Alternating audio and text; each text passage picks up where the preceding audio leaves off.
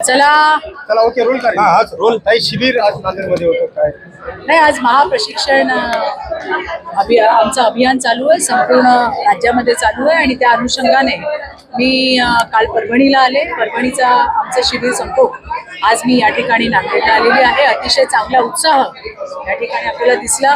नांदेडला स्वतः चव्हाण साहेब या शिबिराला उपस्थित होते. अतिशय चांगलं असं मार्गदर्शन केलं. आमचे माजी केंद्रीय मंत्री, केंद्रीय राज्यमंत्री कराड साहेब सुद्धा या ठिकाणी शिबिराला आले होते आणि त्यांनी सुद्धा या प्रशिक्षण शिबिरामध्ये आपलं मार्गदर्शन केले. मलाही माझा विषय दिला होता, तोही मी मांडण्याचा प्रयत्न केला. नीटचा जो पेपर फुटला त्याची धागेदोरी मला वाटतं त्याच्यावरती संपूर्ण असं भाष्य राज्याचे सन्माननीय मुख्यमंत्री देवेंद्रजी यांनी केलेलं आहे.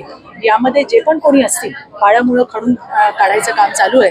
कालपासून आजपर्यंत तुम्ही बघितलं की विविध जिल्ह्यातले किंवा राज्यातल्या ज्या ज्या ठिकाणी असं काही दिसलेलं आहे त्यांना शोधून काढायचं काम चालू आहे. विद्यार्थ्यांचं जे नुकसान झालंय ते होणार नाही यासाठी सरकार सुद्धा तितकीच कडक पावलं उचलतंय. मला वाटतं आपल्याला आणखीन थोडं थांबायला पाहिजे. माहिती नाही अजून किती लोक याच्यामध्ये निघतील आणि कुणालाही सोडलं जाणार नाही. ही मात्र महत्वाची भूमिका ही राज्याच्या सन्माननीय मुख्यमंत्र्याची. त्यांनी याच्यावरती सविस्तर भाष्य सुद्धा केलेलं आहे आणि त्यामुळे येणाऱ्या दिवसात आणखीन काय होतं ते आपल्याला पाहणं गरजेचं आहे. दिल्ली, गोवा आणि भाजप सरकारला काही विद्यार्थ्यांनी आत्महत्या केल्या. आम्ही ठाकरे म्हणले की हे शासनानं केलेला अधिकृत खून आहे. बघा, असं आहे की झालेली गोष्ट ही अत्यंत दुर्दैवी आहे. याची पाळंमुळं खडून काढायचं काम हे सरकारच्या माध्यमातून त्या ठिकाणी होतंय आणि येणाऱ्या दिवसामध्ये असे कोण आहेत त्यांनी पुढच्या येणाऱ्या भविष्यामध्ये अशा पद्धतीचं कुठलंही आपण ज्याला म्हणू की जे त्यांनी यावेळेला केलेलं आहे ते होणार नाही याची पूर्ण काळजी सरकार घेईल आणि तशा पद्धतीची पनिशमेंट ही त्यांना देण्यात येईल. आणखीन पण कोण याच्यामध्ये आहेत, महाराष्ट्रातले आहेत, युपी मधले आहेत, बिहार मधले आहेत, आणखीन कुठले आहेत, त्या सगळ्याची पाळंमुळं खणून काढायचं काम सरकारकडनं होतं. भाजप सरकारला जनतेच्या खिशाची नाही तर उद्योगपतींच्या तिजोरीची काळजी असं कोण म्हणलं? म्हणलेलं कसं आहे की आता जे मोदीजींनी जे अपील केलेलं आहे ते अपील केलं. गॅस किंवा डिझेल, पेट्रोल हे आपल्या देशात नाही बनत. हे जे युद्ध चाललंय याचा फटका फक्त भारताला बसलाय का? नाही, देशाला बसलाय. आजही आपण आपल्या वाहनातून येतोय जातोय, घरी स्वयंपाक करतोय, आपल्यावरती कुठली बंदी नाहीये. इतर देशांमध्ये शाळा बंद केल्या, उद्योगधंद्यांवरती त्या ठिकाणी नियंत्रण आणलंय. आज आपण व्यवस्थित आहोत आणि हे कशामुळे शक्य आहे? हे मोदीजींच्या नीतीमुळे शक्य आहे. आज तर फक्त सांगितलंय आपल्याला की तुम्ही बचत करा. संभाव्य जे धोके आहेत ते टाळण्यासाठी, आपलं जीवन सुरळीत चालण्यासाठी आज राष्ट्राला आपली गरज आहे आणि त्याच्यासाठी सगळ्यांनी सहभागी व्हावं ही मोदीजींनी भूमिका मांडली. विजय वडेट्टीवार असतील किंवा नाना पटोले असतील हे हेतू पुरस्सर विसरून गेले की 1963 साली 1963ला गोल्ड कंट्रोल ऍक्ट आणला होता. कोणी आणला होता? काँग्रेसने आणला होता. लोकांच्या तिजोरीवरती सरकारचं लक्ष होतं, घरातल्या आई बहिणीच्या दागिन्यांवरती सरकारचं लक्ष होतं. मोदीजींनी तर फक्त अपील केलंय कमी खरेदी करा. कशासाठी? या राष्ट्रहितासाठी, देशाच्या हितासाठी. आणि हे कोण काय बोलतायत मुठभर लोक याला महत्व नाहीये. आज सरकार सोबत, मोदीजींसोबत संपूर्ण देश उभा आहे हे आज आपण पाहतोय. सुनील तटकरे आणि पटेलांना साईडलाईन केलं होतं राष्ट्रवादी. मला याच्याबद्दल काही कल्पना नाही. हा त्यांच्या पक्षाचा विषय आहे. तुम्ही त्या पक्षात होता, तिथलं राजकारण मी ज्या वेळेला होते त्यावेळेला सगळे एकत्र होते. आता जी झालेलं आहे त्याच्याबद्दलच्या अपडेट काय आहेत त्या मला माहिती नाही. त्याच्याबद्दलचं योग्य असं उत्तर या सुनेत्रा वहिनी पवारच देऊ शकतील आणि त्यांचे जे अधिकृत लोक आहेत ते देऊ शकतील. आपलं त्याच्यामध्ये बोलण्याचं काही भाग नाही. मुख्यमंत्र्यांच्या भेटीला आहेत. नाही, मुख्यमंत्री आहेत, मुख्यमंत्री आहेत, ते राज्याचे प्रमुख आहेत. त्यांना सगळेच भेटत असतात, त्यांना सहकारी पक्ष भेटत असतात, त्यांना विरोधी पक्ष भेटत असतात आणि त्यामुळे त्यामध्ये काही वेगळं आपल्याला अर्थ काढायचं काम नाही. मुख्यमंत्र्यांना सगळे भेटतात, सन्माननीय मुख्यमंत्री सगळ्यांचं ऐकून घेतात, त्यांना काय मदत करता येईल ती करतात. मग ते विरोधी पक्षाचे आले तरी त्यांच्याकडे वेलकम असतं. त्याच पार्श्वभूमीतून पार्थ पवार सुद्धा सन्माननीय मुख्यमंत्र्यांकडे गेले असावेत. त्याबद्दल मला फारशी माहिती नाही. महिला आयोगाचं अध्यक्षपद रिकामं आहे. हो, नक्की ते पण भरलं जाणार आहे. ते राष्ट्रवादी काँग्रेस पार्टीकडे आहे आणि मागच्या वेळेला जेव्हा पोटनिवडणूक होती त्यावेळेला मी स्वतः बारामतीला सुनेत्रा वहिनींची त्या इलेक्शनच्या अनुषंगाने भेट घेतली आणि तेव्हा मी हा विषयही काढला होता की महिला आयोगाचं पद तातडीने भरलं जावं. त्यांनी अशोर्डी केलं होतं की आम्ही लवकरात लवकर ते भरणार आहोत. महिला आयोगाचं अध्यक्षपद जरी रिक्त असलं तरी काम थांबलेलं नाहीये. प्रशासकीय यंत्रणा तिथं काम करते हेही मला तुमच्या माध्यमातून सांगायचंय. अध्यक्ष नाही म्हणून सगळं आता कामकाज बंद आहे असा काही म्हणायचं कारण नाही. काम चालू आहे, परंतु हो अध्यक्ष असणं तितकंच गरजेचं आहे आणि ते लवकरात लवकर भरलं जावं अशी आमची सुद्धा इच्छा आहे. उल्हासनगरामध्ये जात कोणत्याही पंचायतीचा निर्णय नाही, हो, मी मात्र पाहिलं, जाऊन महिलेला मी ती घटना पाहिली. मी पोलिसांकडनं माहिती सुद्धा घेतली. याच्या आधी सुद्धा काही तक्रारी होत्या कुणाबद्दल, कुठल्या देवतांबद्दल किंवा कुठल्या समाजाबद्दल तिथं काही अपशब्द बोलले गेले आणि त्यातनं हा वाद झाला अशी माहिती आहे मला. फक्त मला माहिती आहे, खरी वस्तुस्थिती मला माहीत नाही, कारण मी मुंबईत नव्हते, दौऱ्यावरती होते. आता इथून मुंबईला गेल्यानंतर या घटनेची मी सविस्तर माहिती घेणार आहे. मुख्यमंत्री पदासाठी जे सर्वे केला तो बच्चू कडू यांचं विधान आहे की एकनाथ शिंदेलाच जास्त मत भेटतील. बघा, असं असतं की आता बच्चू कडू साहेब जे आहेत ते एकनाथ शिंदेच्या शिवसेनेमध्ये आहेत. प्रत्येक पक्षातल्या कार्यकर्त्याला हेच वाटतं की माझा नेता मुख्यमंत्री व्हायला पाहिजे. आता ते चूक नाहीये, शेवटी हा संख्याबळाचा गेम आहे.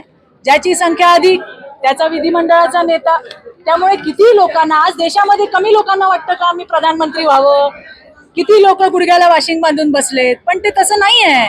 जनता जनार्दन आहे, ती ज्याला निवडून देते, ज्याचं संख्याबळ अधिक त्याचा मुख्यमंत्री होतो. आज भाजपचं संख्याबळ अधिक आहे आणि आमचे सन्माननीय मुख्यमंत्री या महाराष्ट्राचे लाडके देवाभाऊ हे महाराष्ट्राचे मुख्यमंत्री आहेत. मागच्या वेळी पण वेगळं दिसलं, एकनाथ शिंदे मुख्यमंत्री संख्याबळ असताना आपलं झालं होतं. काय मागच्या वेळी वेगळं चित्र होतं, संख्याबळ नसताना एकनाथ शिंदे मुख्यमंत्री. भारतीय जनता पार्टीचं मन फार विशाल आहे. त्या पद्धतीने त्या ठिकाणी निर्णय घेतला गेला असेल. मी फार लहान कार्यकर्ता आहे. हे निर्णय सगळे राष्ट्रीय स्तरावरती घेतले जातात. त्यामध्ये आमचे राष्ट्रीय अध्यक्ष असतील, सन्माननीय प्रधानमंत्री असतील, आमचे अमित भाई असतील, आमची जी सगळी यंत्रणा आहे या सगळ्यांनी घेतलेला निर्णय असतो. तो घेऊन माझ्यासारखे कार्यकर्ते पुढे जात असतात. त्यामुळे तिथे त्यांनी काय निर्णय घेतला, आमचं शीर्षस्थ नेतृत्व जे आम्हाला सांगेल त्यांना घेऊन पुढे जाण्याचं आमच्यासारख्या कार्यकर्त्यांचं काम आहे. अजित पवारांबद्दल एका नेत्यानं काहीतरी मला खरंच कल्पना नाही. जे तुम्ही बघितलं तेच मी बघितलं. कोण नेता काय बोलला, कुणाला बोलला, काहीच माहिती नाही. तुम्हाला याबद्दलची माहिती, जास्त चांगली माहिती ही राष्ट्रवादी काँग्रेस पार्टीकडनं देण्यात येईल. आदित्य तटकरेंचं मंत्रिपद जाणार असं बोललं जातंय. कोणाचं? आदित्य तटकरेंचं मंत्रिपद जाणार आणि आदिती सुनील तटकरे- नाही, मला काही कल्पना नाही, कारण ते राष्ट्रवादीचं आहे. आदिती तटकरे काम करतायत, महिला बालकल्याण मंत्री आहेत. चांगल्या पद्धतीने फ्लॅगशिप योजना आपली चालली आहे, लाडकी बहीण, आणि मला त्याच्याबद्दल काही कल्पना नाही. पण त्या आज मला जर विचारलं पर्सनली तर त्यांचं काम चांगलं आहे आणि त्या काम करतायत. एमलेवाडी सुद्धा एका मुलीवर आजोबाने अत्याचार केल्याची घटना. बघा, आता हा तर इतका गंभीर प्रश्न आहे, पण मला वाईट या गोष्टीचं वाटतं की लहान मुलींवरचे अत्याचार, महिलांवरचे अत्याचार याचं सुद्धा राजकारण केलं जातं. लोकांना कशा पद्धतीने वातावरण निर्मिती केली जाते नेगेटिव्ह, हे अत्यंत वाईट आहे. हा राजकारणाचा प्रश्न नाहीच आहे, हा समाजकारणाचा प्रश्न आहे. आता तुम्ही मला सांगा, एक सख्खा आजोबा, एक बाप जन्म देणारा, एक मामा म्हटलं तर आपल्या सगळ्यांच्या चेहऱ्यावर आनंद होतो, कारण किती आठवणी आहेत आपल्या. आज तो मामा पण हैवान झालाय, जन्म देणारा बाप हैवान झालाय, काका हैवान झालाय, आणि हे आजोबा. आता तुम्ही मला सांगा, हे अशा ज्या वेळेला घटना होतात, काही तासात या विकृत हरामखोरांना पकडायचं काम पोलीस करते. तुम्ही मला एक सांगा, आता प्रत्येकाच्या घरात जाऊन सरकार सांगणार आहे, बापाला सांगणार आहे तुझ्या मुलीशी तू कसं वागायचं, आजोबाला सांगणार आहे नातीशी कसं वागायचं, मामाला सांगणार तुझ्या भाचीशी कसं वागायचं, भावाला सांगणार बहिणीशी कसं वागायचं. ही इतकी पवित्र नाती आहे, ती नाती शर्मसार करायचं काम, या नात्यांना माती करायचं काम काही विकृत लांडग्यांकडनं केलं जातंय. आणि म्हणून मला हे सांगायचंय, पोलीस आहे, शासन आहे, प्रशासन आहे, घटना घडल्यावरती हरकतमध्ये येतात, पकडले सुद्धा जातात. पण हे जर समाजातून घाणेरडं, ही जी उत्पन्न झालेली विकृती आहे ती जर उखडून फेकायची असेल तर आपल्याला त्यासाठी हातात हात घालून काम करावं लागेल. फक्त बोंब मारून नाही, तर लोकांमध्ये विश्वास तो निर्माण करायला पाहिजे, आणि ते काम महायुतीचं सरकार करतंय. आता अत्याचार फक्त घरात नाही होत दादा, घर सगळ्यात सुरक्षित आहे. आज तिथेही महिला सुरक्षित नाही आहेत, रस्त्यावर पण नाही. सोशल मीडिया त्याच्यावरून सुद्धा कशा पद्धतीने महिलांना फसवलं जातंय, मुलींना फसवलं जातंय. शक्ती कायद्याचा मसुदा होता, आता BNS चे कायदे आलेत, आणि त्याच्यामध्ये सुद्धा या सगळ्या गुन्ह्यांचा समावेश करायचं काम हे देवेंद्रजी फडणवीसांनी केलंय. मला आवर्जून सांगायचंय, आज आपल्याकडे फॉरेन्सिक व्हॅन आहे 200हून अधिक. जेव्हा हे असे प्रकार होतात लैंगिक अत्याचाराचे, त्यावेळेला फॉरेन्सिक इव्हिडन्स अतिशय महत्वाचा होतो. आठवडे 2-2 आठवडे लागायचे. आता जागच्या जागी DNA टेस्ट होते, जागच्या जागी CCTVचं एक्स्ट्रॅक्शन होतं, जागच्या जागी पुरावे येतात आणि या पुराव्यांमुळे हे हरामखोर सुटून जाणार नाही याची संपूर्ण काळजी ही सरकारने घेतलेली आहे, हे मला या ठिकाणी आवर्जून सांगायचंय. झालेल्या घटना दुर्दैवी आहेत, त्या घटना होऊ नयेत. कुठल्याच घरातल्या लेकी बाळीसोबत असे प्रकार होऊ नयेत, त्याच्यासाठी सरकार सज्ज आहे, पीडितेच्या मागे पूर्ण ताकदीने उभं आहे. पण अशा घटना समाजात होऊच नये यासाठी समाजाने सुद्धा शासन प्रशासनासोबत ताठ आणि कणखरपणे उभं राहायला पाहिजे. मोदी साहेब